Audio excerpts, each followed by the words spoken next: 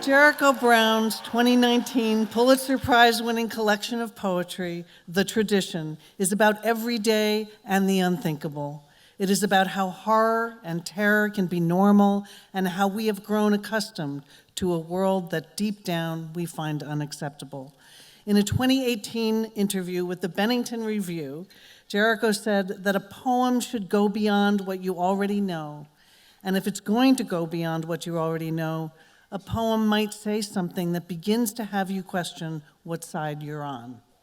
I was struck in a conversation with Jericho a few weeks ago by his early love of poetry. He fell in love with poetry as a young boy, and he says it was because it was short. And it was also a palette to reveal and explore injustice. He brings both stark honesty and beauty to even the hardest concepts. I find in his writing a spiritual quest, a sense of resilience that comes from questioning what we know is wrong and refusing complacency. His words are often searing, his poems transcendent at the same time. He writes in his poem Psalm 150, "Dear Lord, let me watch for his arrival and hang my head and shake it like a man who's lost and lived. Something keeps trying, but I'm not killed yet." Jericho has a long and meaningful relationship with Bennington College. He was a guest speaker at the Bennington Writing Seminars, and he took part in Poetry at Bennington, a series of brief multi-day residencies by prominent contemporary poets. It is a tremendous honor to welcome Jericho Brown back to Bennington as the 2022 college commencement speaker. If there are pictures, you should take them now because I'm sweating. It's nice and warm. President Walker, college faculty, honored guests, and yes, of course, the stalwart and resilient class of 2022. Congratulations.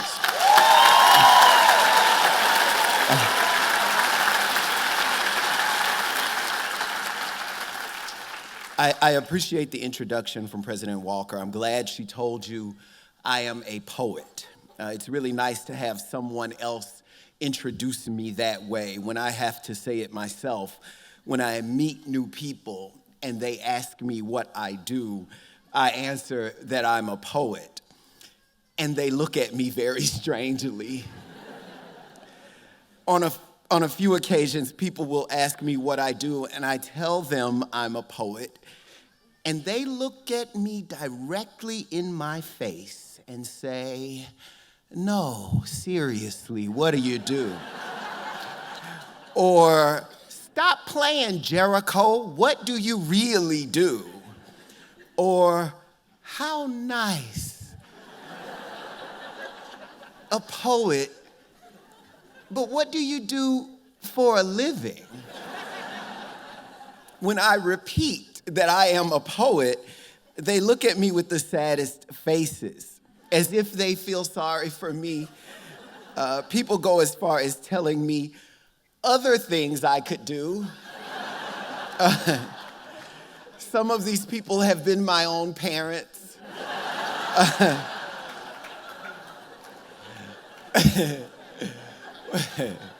One woman on a plane once told me, "It's never too late for my big break." This is why I'm so happy to be here today. As you can see, most days are very difficult for poets because our very being seems to cause confusion. Our presence can make people uncomfortable. I've noticed, though, that there are 3 occasions where poets are expected and appreciated: funerals, weddings, and graduations.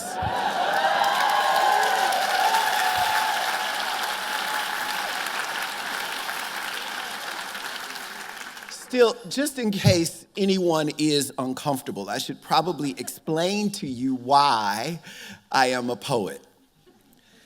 I am a poet because I love poems deeply And no matter how deeply I love them, I am dissatisfied by them. I am a poet because I read books by Langston Hughes, Gwendolyn Brooks, Adrienne Rich, and Lucille Clifton, and I come away from them in tears, wrecked by the beauty of their writing.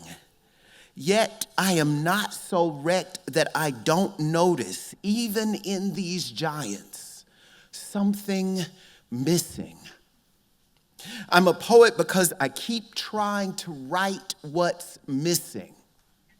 I want to write the poem I've always wanted to read. I want to write the poem that only I can write, and I want you to read it, and I want you to be worn out by it. What's funny about that is I'm not the only poet. My very good friend of the last 20 years, Michael Dumanis, who originally invited me today, is a poet because he means to write something you've never imagined reading. Jenny Booley is a poet because she is daring enough to say that there is more to be said. Philip B. Williams and Ann Duplan are daring enough to say something is missing and only they can see it.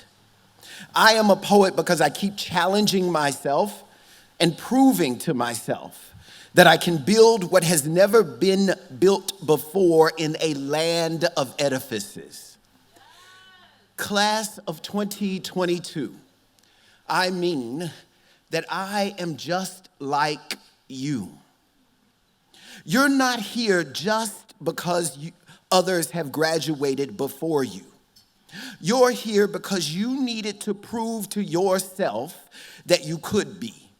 You had to show what you know. You had to institute yourself. You were curious how that regalia would look on you. Everything you've ever done well and everything you will ever do well will get done because you do it in ways that only you can. So if you've come for a nugget, a piece of wisdom, a little advice, that's it. Whatever you want to do it the way you would want it done.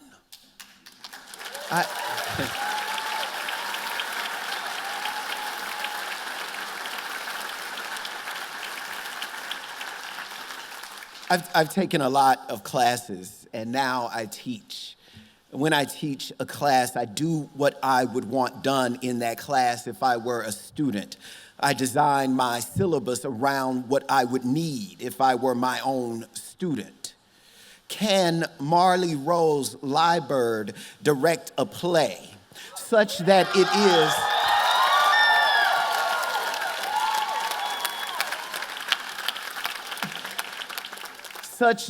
is the play she's always wanted to see? Can Maddie Wood write the songs? Can Maddie Wood write the songs she's always wanted to hear? Jacqueline Deloche, her work in public health is as great as her ability to imagine the needs of the communities she serves as if those are her own needs.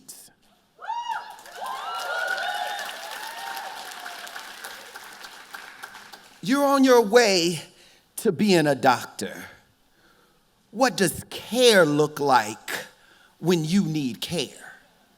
You're on your way to J.P. Morgan Chase. What do you want banking to look like when you need a loan? I'm always amazed at spaces like this one and that I get the opportunity to frequent them. As young as I am, my grandparents on both sides of my family were sharecroppers. My mother's literal sharecroppers. My mother's grandparents had been slaves freed by the Emancipation Proclamation. My mother grew up in a family where if you were old enough to walk, you were old enough to pick cotton. And before she was 9 years old, she had made a bit of a name for herself as the girl who could pick cotton faster than many of the grown men and women she worked alongside. So, of course, I remain grateful for and in awe of my own life, of our lives together. And not just because I never picked cotton. My gratitude is made full by what my ancestors dreamed for us and by the parts of our lives that we live that my ancestors may not have imagined. Our job is to imagine what our forebears did not even have the means to dream.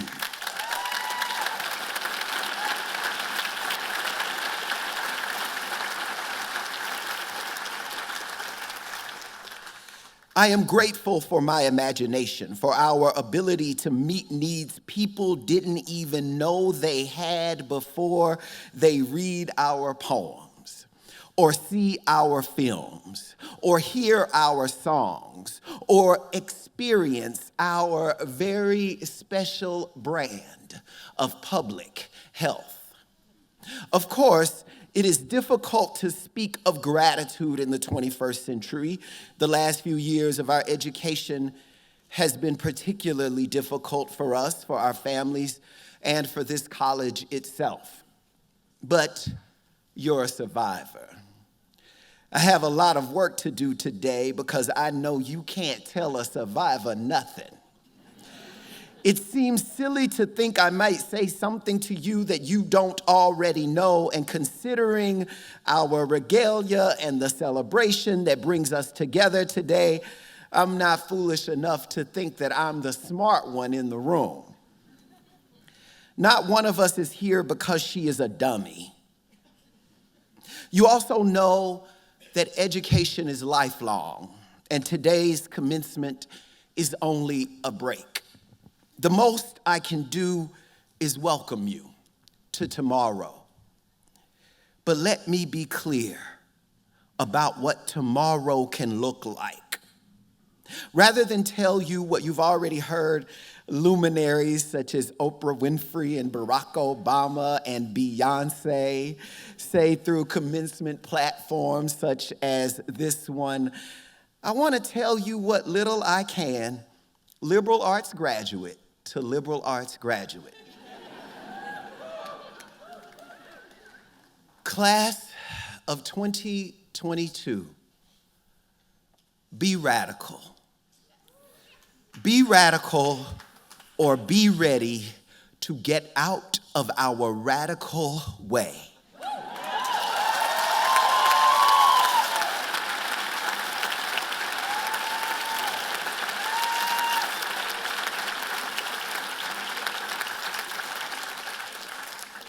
Here are some names that are very easy to say, some names we just like to call Hatshepsut, Moses, Jesus, Muhammad, Mary, Shakespeare, Joan of Arc, Helen Keller, Nelson Mandela, Philip Vera Cruz, Michael Jordan, Dolly Parton, Yuji Ichioka, Frederick Douglass, Susan B. Anthony, Tecumseh, Sojourner Truth, Sitting Bull, Malcolm X, Jimi Hendrix, Steve Jobs, Marie Curie, Marsha P. Johnson. It is one thing to call these people role models. It is one thing to admire these people and to think of them as progressive agents for change. It is another to know that they were often thought of as stone crazy. Indeed, this is a list of communists, conspirators, and criminals. A bunch of experimental avant-garde risk takers, people on the margins, people on the fringes, radicals indeed. No, I have not come here to incite you to riot. But I do know for a fact that it is possible in this nation to be a man who loves God and provides for his family, and at the same time be a man who feels some sense of comeuppance, some satisfaction, or even glee at the sight of a police station going up in flames.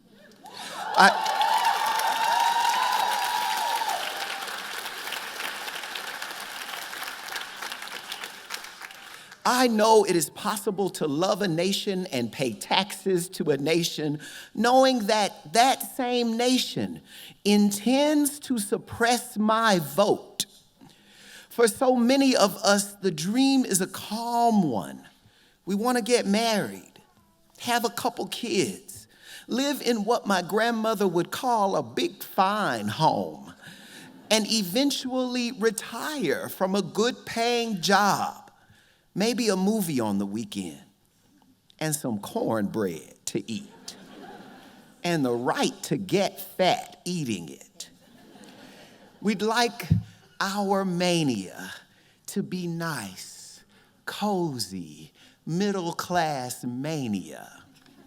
I get that. And yet you have a mind to reconcile. You have a mind to reconcile because you know that no matter how safe you may seem, we live in the presence of systemic, life-threatening trouble for your son, your daughter, your mother, your father, your sister, and yes, your brother. How can we ever reconcile these? You reconcile it by giving the gift only you can give, as if you needed that gift yourself.